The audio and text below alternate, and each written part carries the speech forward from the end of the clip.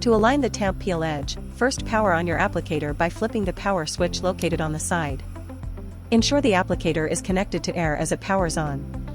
Once powered on, disable the applicator and the tamp by pressing the green buttons on the touch screen. The buttons will change to red when pressed, indicating that they are disabled. Next, advance the web by hand by turning the drive roller. Stop turning the drive roller once a half-inch or approximately half of the label is off of the peel edge. The label should be at an angle between 5 and 15 degrees from the label pad surface. The stiffer the label, the flatter the angle should be. You can now adjust the peel edge by loosening the 2/4 inch socket head cap screws on the peel edge faceplate.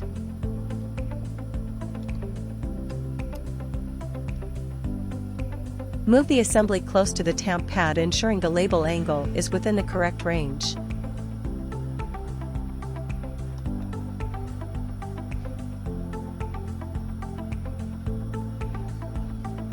Allow 1/16 inch clearance distance between the peel edge and the tamp pad.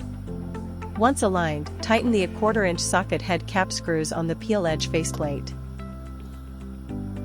Once the peel edge and the tamp pad are aligned, confirm the distance between is 1/16 inch.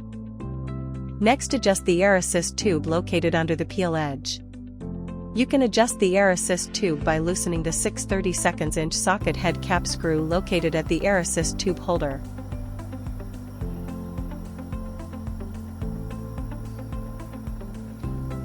Evenly distribute the air assist tube's holes across the width of the tamp pad. CTM's air assist tubes can vary in length and number of holes. The hole pattern is dependent on label size and material.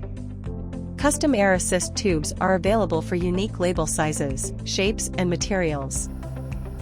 Once aligned, rotate the air assist tube so the airstream is angled to blow 1/4 inch into the leading edge of the tamp pad.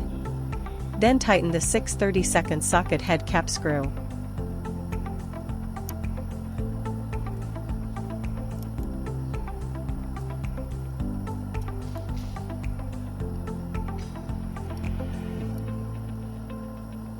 You can now enable the applicator by touching the red applicator disabled button on the touch screen. Press the jog button on the touch screen, a label will then feed out onto the tamp pad.